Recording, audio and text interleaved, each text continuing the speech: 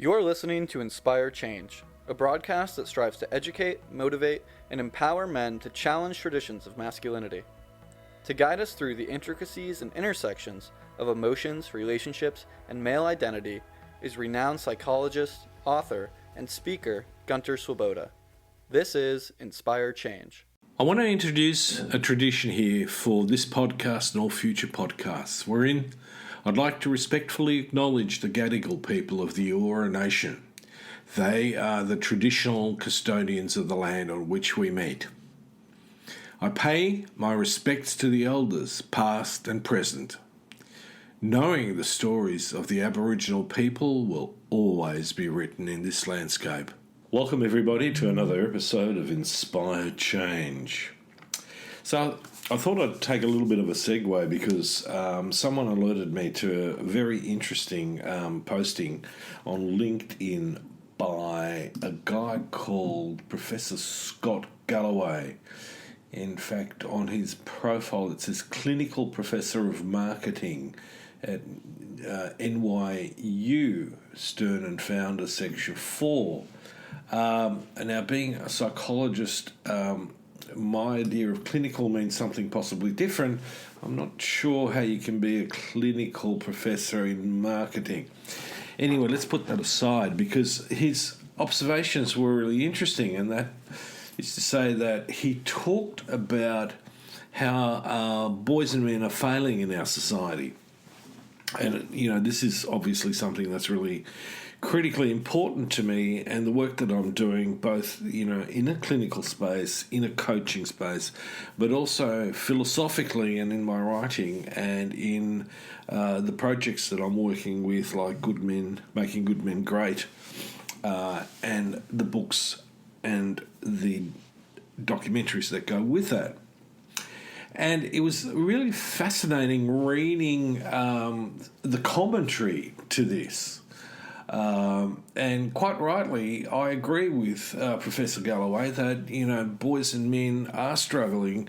Many of them are failing. But, one of the things that we've got to do is we've got to ask ourselves the question of what is, in fact, failing. Are they, failing academically? The answer to that, obviously, some are. Or are they failing socially? Are they not meeting social expectations, social norms in a way? And that can open up a really big discussion and debate. It's a bit like looking at, the picture and asking the question, is Russia winning the war in the Ukraine or is Ukraine winning the war against Russia? And, we've got to define more clearly what it is that we're talking about. And I'm not sure, certainly with the Russia-Ukraine issue, we can attribute winning to any of the sides that are involved. This is an ongoing war of which there has been as yet no definitive declaration of who's won and who's lost. And even then you've got to ask yourself, if we get to that point where someone puts their hand up and goes, yes, Ukraine has won or Russia has won, we've got to factor into what are the consequences of that win.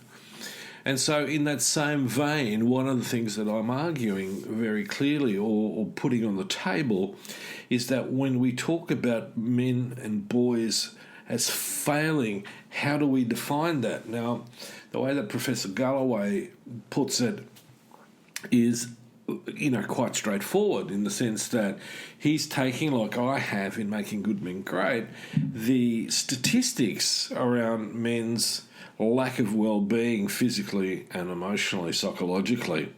And, it is the canary in the mine, as it were, because they're not good. I'm not going to go into quoting them. You can all look that up on the internet and, get your various updates on how the statistics are changing.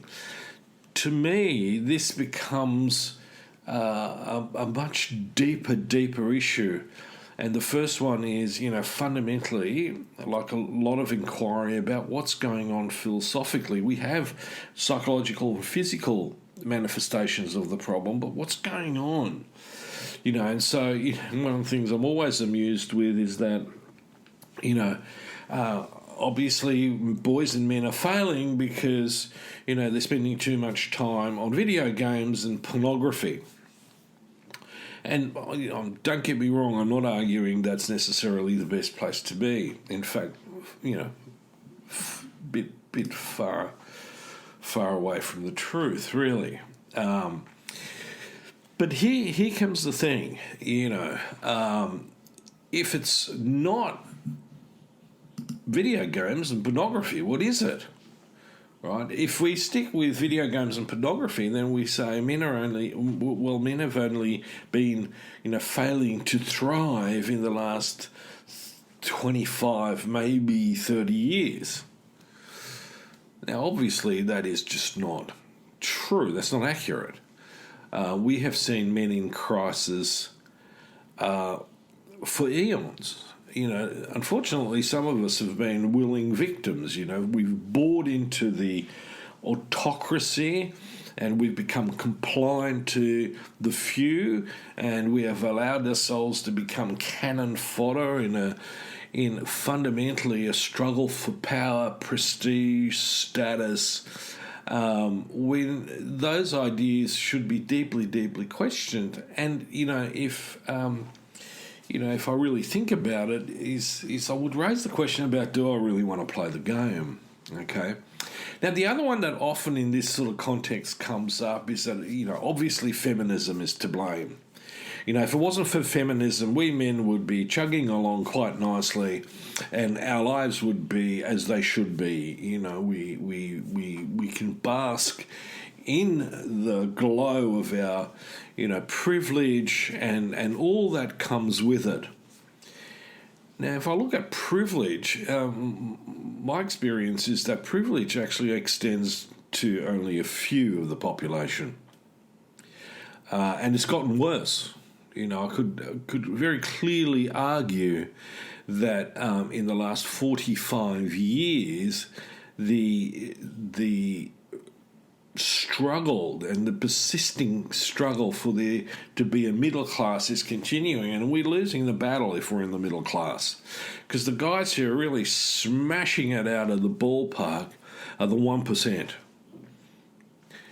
Pay a few taxes, have the advantages of wealth, prestige and status, from which they'll want to argue that it's all about meritocracy, but it isn't, because if we're going to use that argument, then the guy who comes out of a poor suburb and finally hits the education system and goes through the education system, primary, secondary and tertiary education, and then smashes it out of the ballpark in their pursuit of wealth, that's very few. In fact, most in a sense, die on the road.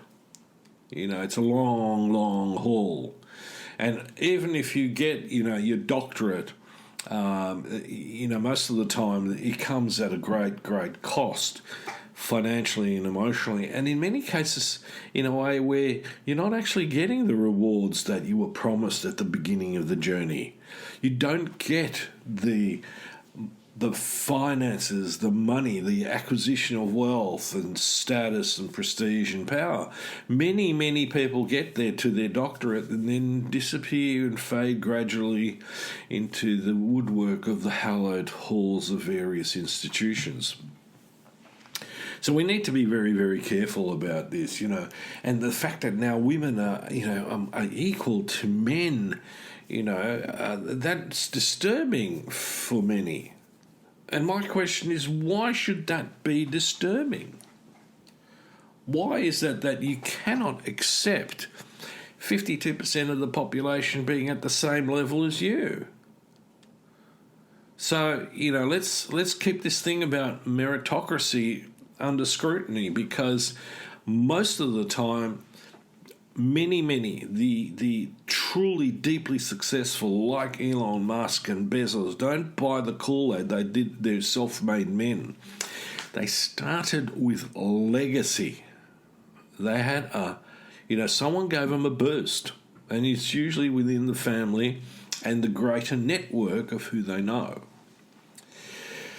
The other thing that keeps coming up is, well, boys mature later than women, so they're going to be struggling more. And well, from an evolutionary perspective, we've sort of been, maturing pretty much at the same pace. We tend to be a bit slower than women in many respects, and there's lots of psychological and social reasons for that. But in the long run, does that really, contribute to this horrendous picture that we have about boys and men failing? And, I want to cast some doubt on that. Now, the other thing is, then the question arises about, well, what is it that we need? We need more emotional education. So we now teach, 5-year-olds how to meditate. And, we have, resilience classes, and we have... Now, don't get me wrong, I might sound a bit sarcastic about this stuff. I do believe in it. I do this stuff, right? But we need to dig deeper as to why right here in history, when in the Western world we should be really floating in joy and happiness in some respects, we're not. We're struggling. The guys are falling over. They're not getting up on the long march. And, these questions, these purported reasons for that, to me, are fundamentally inadequate. Why? Because they're not getting down to the grassroots problem. And you are going to go, oh, here we go again. Gunter's on his march about patriarchy. And you're damn right, because how can you succeed in a system that has stacked the deck? All right? Think about it. And it's not women that are to blame about this. It's we as men have stacked the deck. If you look at the GOP, which is a bunch of dinosaurs, balding and with calcified brains coming up with, dinosaur ideas, they're running the show. And they've got a massive amount of influence.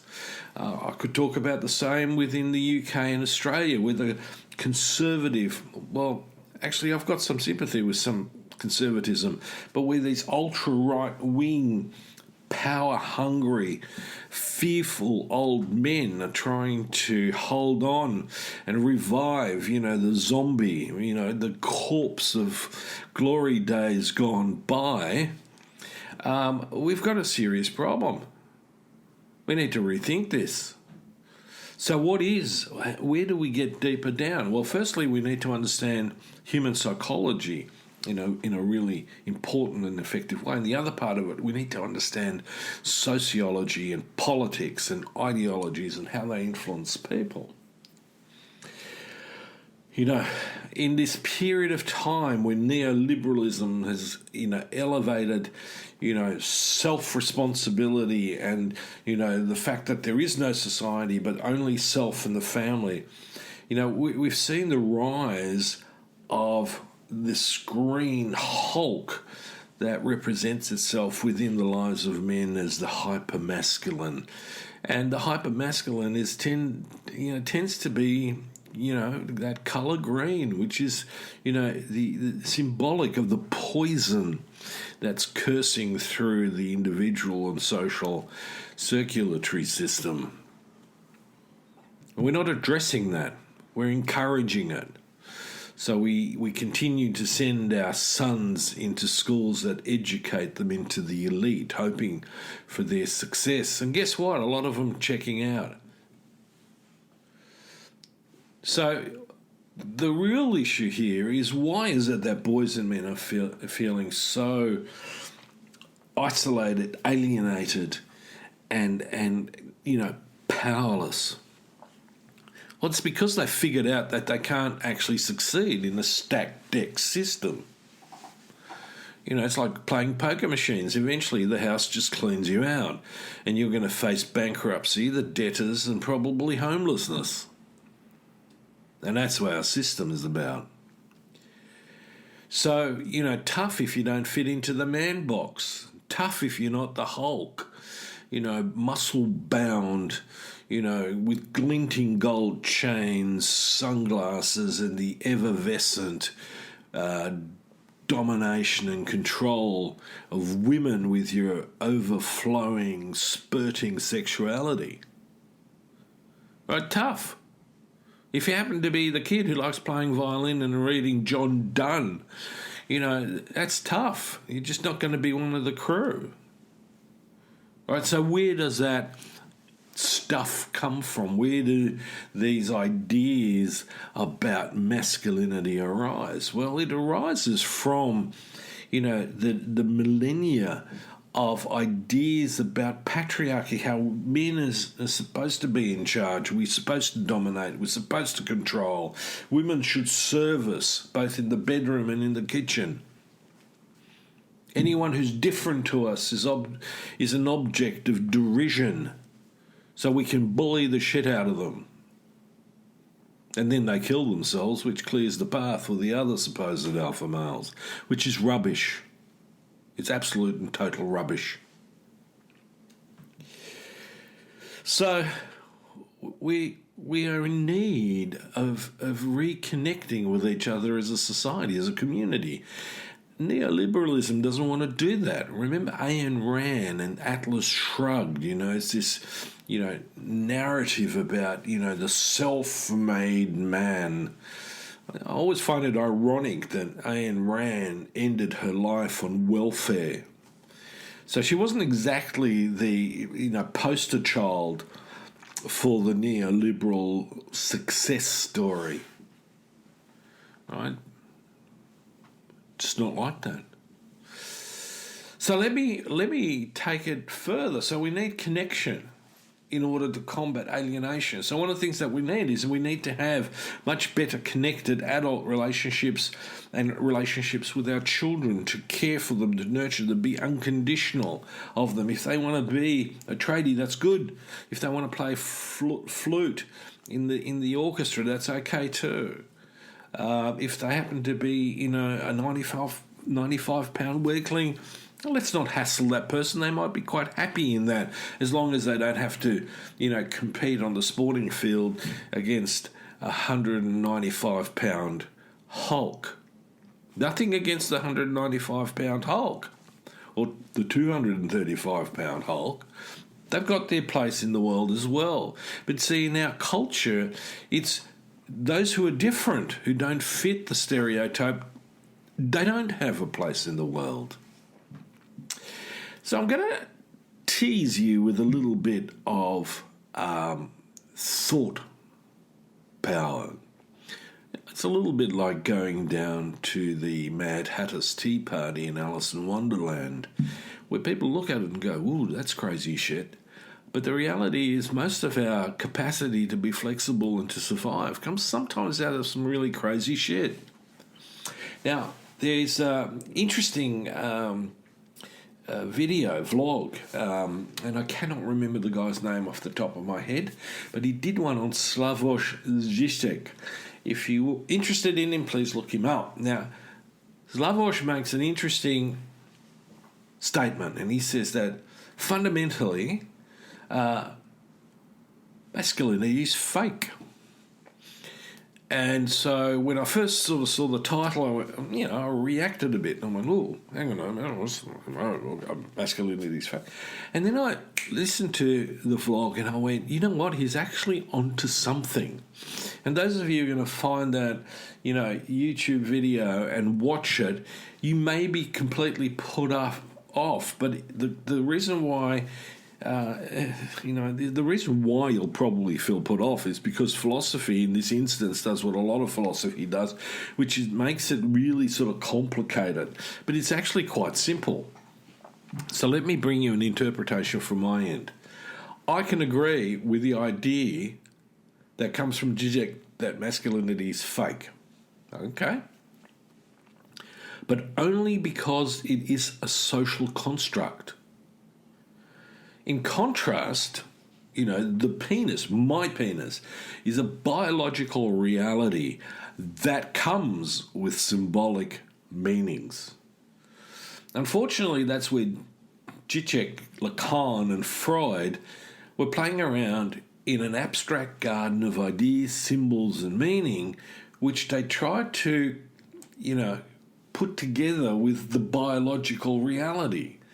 Now, ideas, symbols, and meanings are all social constructs. So, what does this organ mean fundamentally is already striding into the social landscape. The biological landscape is that it is what makes me male. Now, interestingly enough, this idea in itself gives me choices about my masculinity. It doesn't give me a lot of choice about my penis. I've still got that. The symbol, the meanings, and the stories about the penis allow me choices about how to relate to my penis and ultimately myself.